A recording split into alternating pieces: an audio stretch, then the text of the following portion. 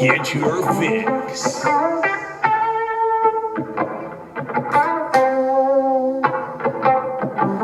you ready? Are you ready to get your fix? Are you ready? Are you ready to get your fix? Are you ready? Are you ready to get your fix? Are you ready? Are you ready to get your fix? Are you ready? Are you ready to get your fix? Are you ready to get your fix? With the Wicks here on this beautiful Monday, February 7th, 2022, and welcome to the show, whether that be on Facebook or on YouTube. If you're on Facebook, like and share. YouTube, subscribe, it'd be much appreciated. So this past weekend, we had the biggest fucking embarrassment I've ever witnessed in my life. Okay, we'll talk about the Pro Bowl in just a minute, because, I expected it to be, a little, anyways. We'll talk about that a little bit, but we also have to dive in, to the head coaching vacancies that once was and is now not. I guess they've all been pretty much filled. We'll talk about them, who's going where, what it's going to look like for next season, and then the Packers. They've struggled tremendously, with their special teams lately, and they have found a new special teams coordinator. We'll dive into that a little bit, and that's basically the show today, but it is officially Super Bowl week, and I could not be more pumped up for this. Really don't care who wins out of these two teams. Either one. Joe Burr, Joe Shiesty, whatever you want to call him, Joe Burrow, Jamar Chase. If they win, hey, hell of a fucking story. If the Rams win, hell of a job for Matthew Stafford, proving that Detroit actually does stink and there's an actual curse, over there. But we'll dive into, like I said, the special teams coordinator for the Green Bay Packers, all the head coaching vacancies being completely filled. There was 3 that hadn't been filled last Friday. They are now filled, that being the Dolphins, the Texans, and the Saints. And then we're going to talk about, right now, the Pro Bowl. So are you ready to get your fix? So Friday, we kind of briefly touched on the Pro Bowl and what we kind of expected was going to be not a great game, but a game that's still fun to watch, fun to enjoy. Thursday, they had the skills showdown. I thought that was actually pretty decent. They had the 40-yard dash. They had, the best catch, precision passing, the epic dodgeball that they always have. And there's one other event there that I can't remember what the hell it was called. But that was good. I think we need more of that. I think we need to make that in every year situation, make it longer, make these events bigger, more people involved, more athletes that have been voted to the Pro Bowl involved. That should be said. But I did not expect that type of embarrassment from the NFL, from these players in the Pro Bowl. I knew it wasn't going to be as electrifying as any other regular season game or any game in general. I knew it was going to be a little less, intense, obviously. It's the Pro Bowl. It's the end of the season.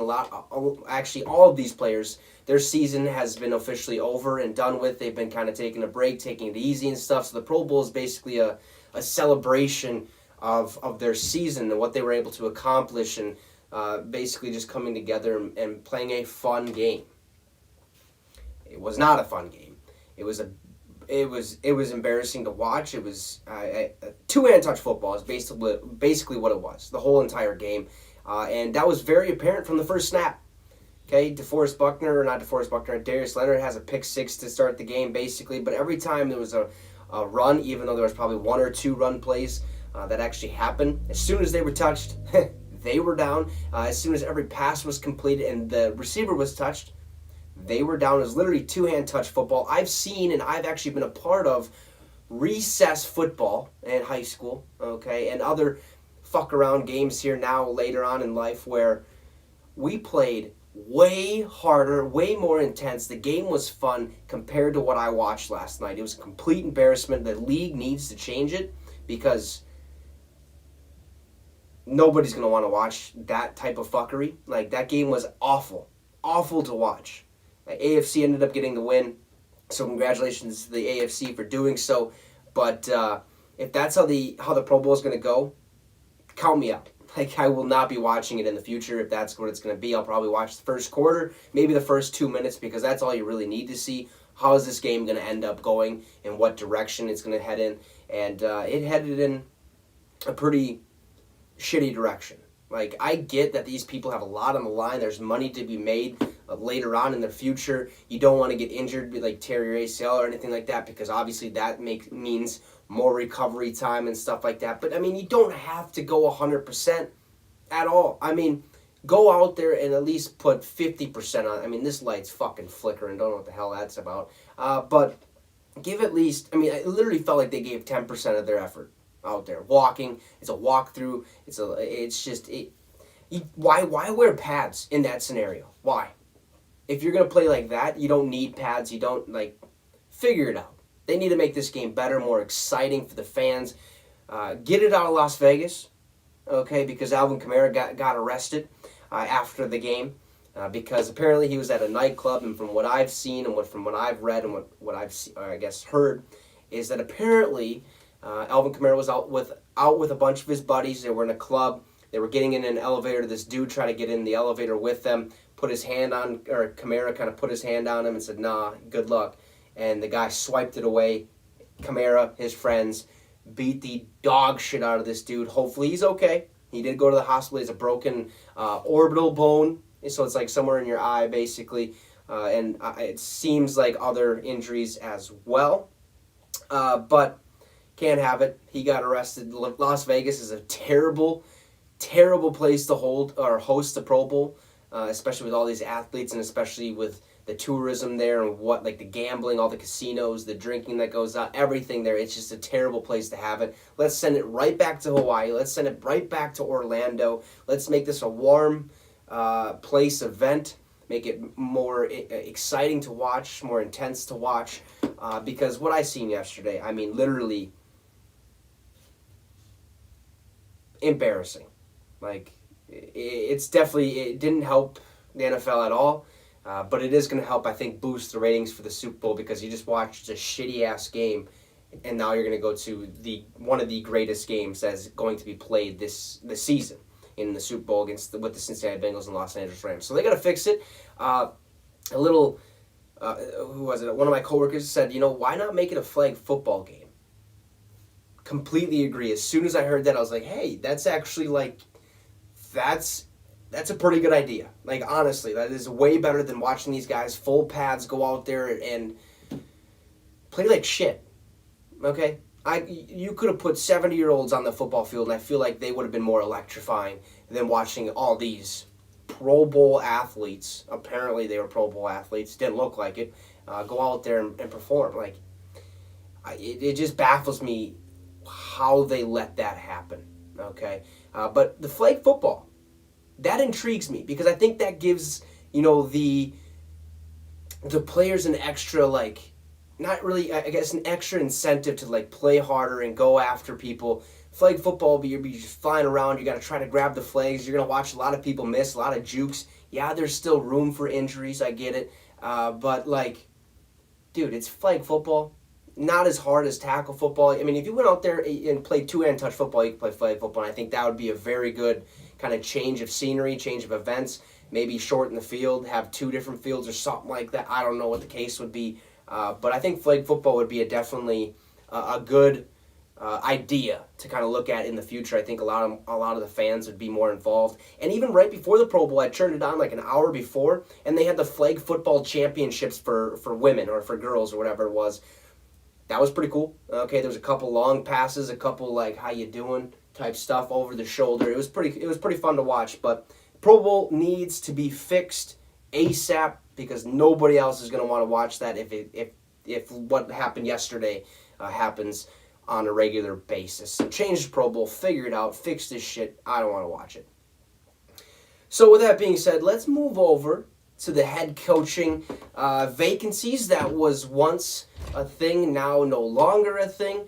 All head coaching vacancies have officially been filled. We talked about it. Nathaniel Hackett goes to the Denver Broncos. Mike Eberflus goes to, I believe it was, the Bears. And then Josh McDaniels goes to the Raiders, Kevin O'Connell to the Vikings, Doug Peterson to the Jaguars. So that left pretty much the Dolphins, the Texans, and the Saints without a head coach. The Dolphins were the first one to hire their guy, Mike McDaniels. He was a run coordinator, I believe, for the past couple of years with the San Francisco 49ers, and that is what the San Francisco 49ers have been known for, is their run game. So you know right then and there that he's a good candidate. He might be able to take the Dolphins and put them in the right position going forward, even though I thought personally Brian Flores was just fine for the job. But as we all know, that whole situation with the allegations against the NFL, against the Dolphins, against the Giants and the Broncos is happening. So unlikely that he gets a job anywhere else for quite some time. Maybe next year if this thing gets solved. But Mike McDaniels gets hired in Miami. Hopefully that's a good fit. You could end up seeing a Jalen Waddell look a lot like Deebo Samuel did, where there's a lot of, he's a wide receiver, but he's a running back. I can't remember. It was like he had a name for it. Deebo Samuel they asked him what the position was called, and he had a cool name for it. Can't remember off the top of my head, but good luck to the Dolphins and Mike McDaniels. Hopefully he does a good job over there with a young team, because he's been influential in Jimmy Garoppolo's growth and others' growth as well. But the Houston Texans, as it seemed as if they were going to hire Josh McCown, longtime quarterback, knows the game like the back of his hand, seemed like he was going to be a head coach at some point in his career just because of the way he presents himself and his knowledge of the game.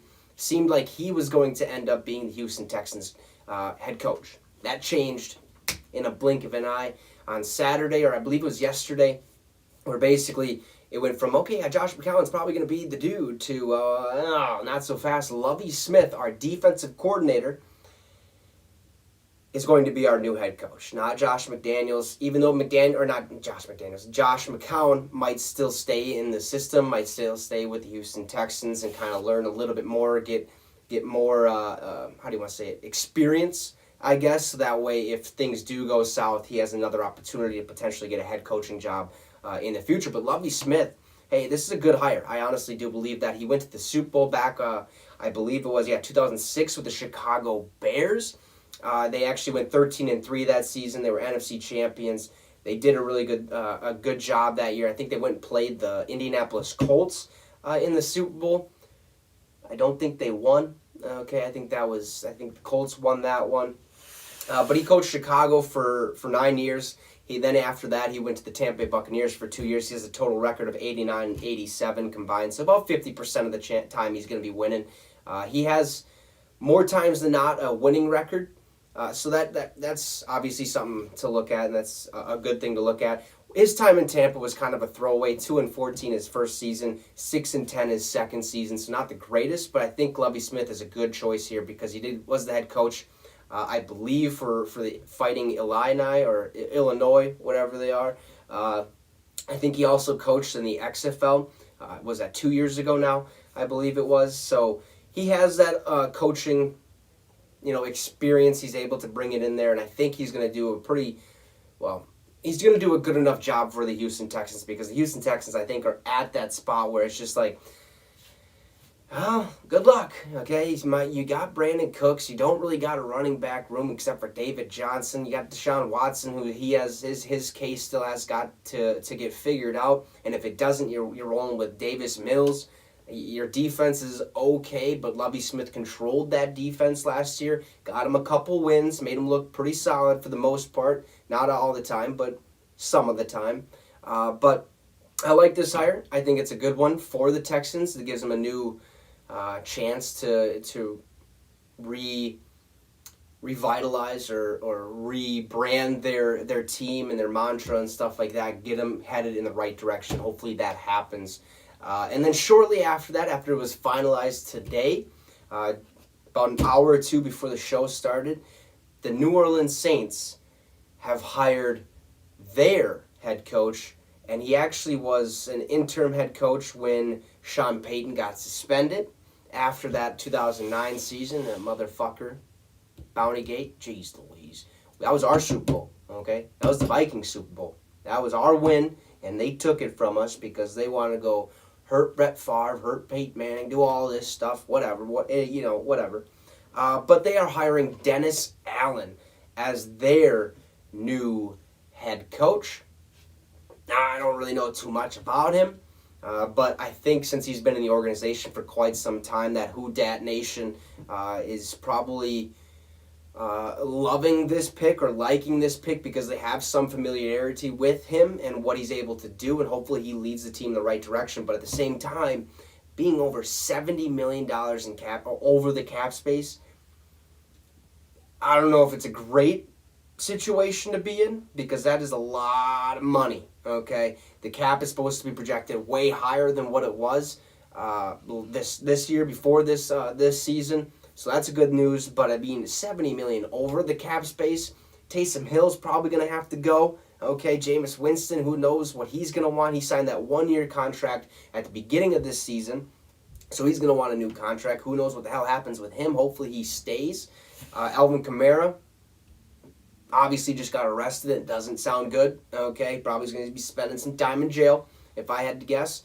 He has the money to help him out, but at the same time, who knows what his situation looks like. Michael Thomas's situation, he didn't play this entire season, even though it looked like he could play. Maybe after week 6, he said, nah, I'm good, we'll wait. So he wasn't playing. Let's see what happens with him. Their whole defense they're super young defense, really good defense. They're going to have to figure out a lot of stuff to get under that cap space. So hopefully Dennis Allen is capable and able to do so and help the Saints move in the right direction and continue from what I've known as a winning fan, or as a winning team and organization that's always right in the mix and thick of things and doing good jobs over there. Even though I hate the Saints with a passion, they're my least favorite team, okay?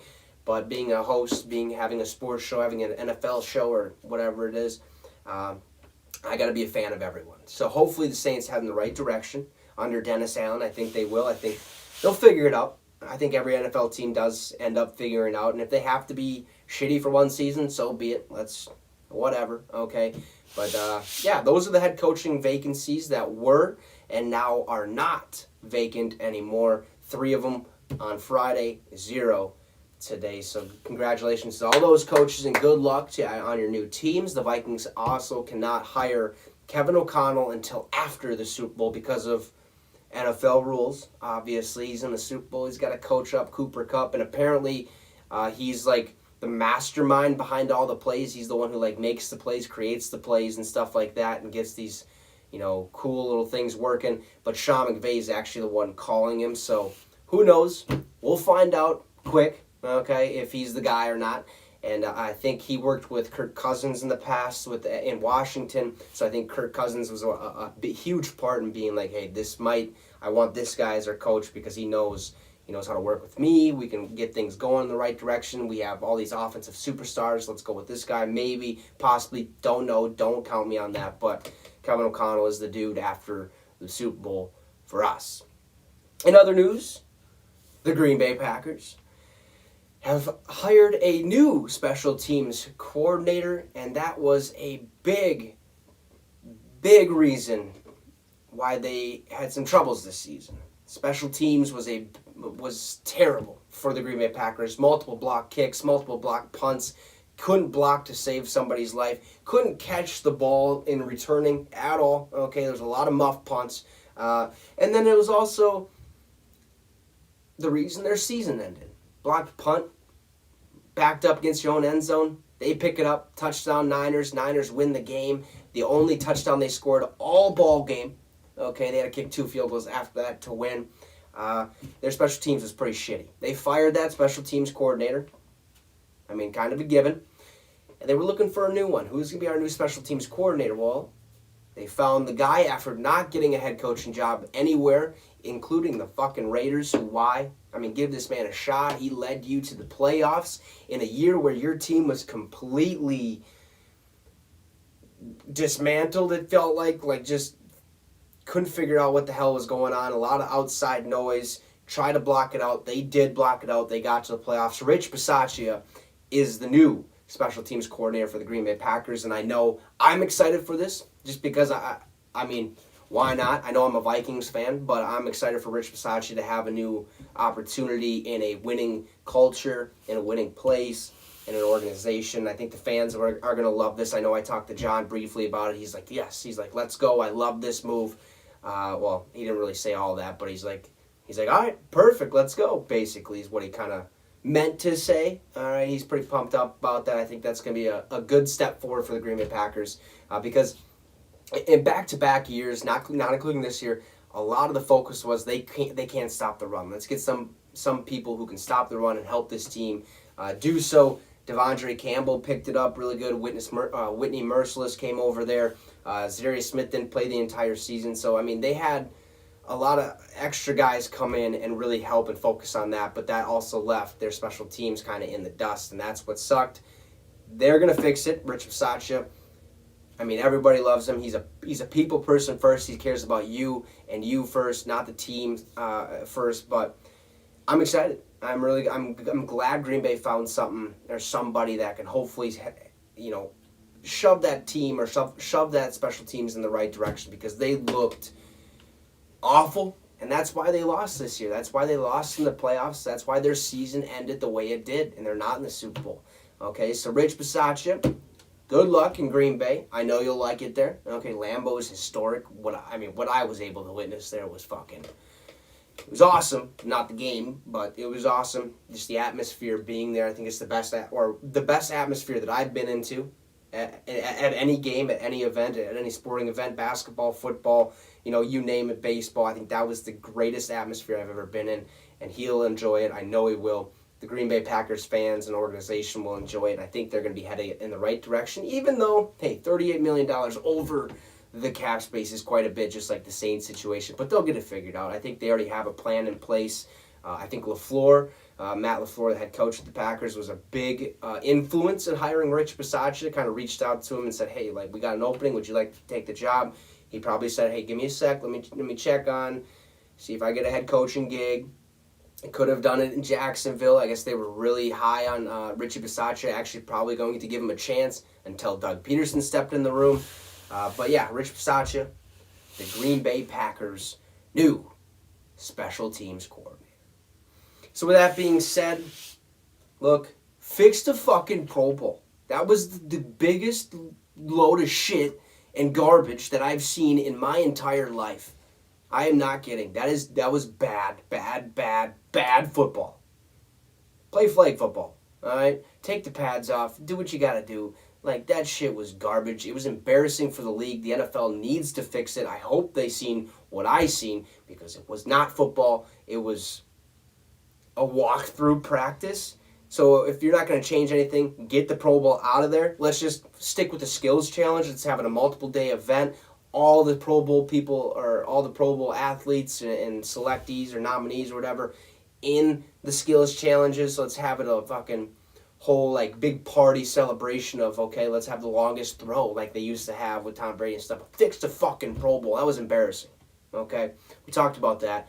We also talked about the head coaching vacancies getting filled. Rich Bisaccia is the new Green Bay special teams coordinator. And with that being said, we'll be back here tomorrow at 6 p.m. Central Time to maybe dive into a little bit of the Super Bowl. All right? Bengals, Rams. We'll talk about each team.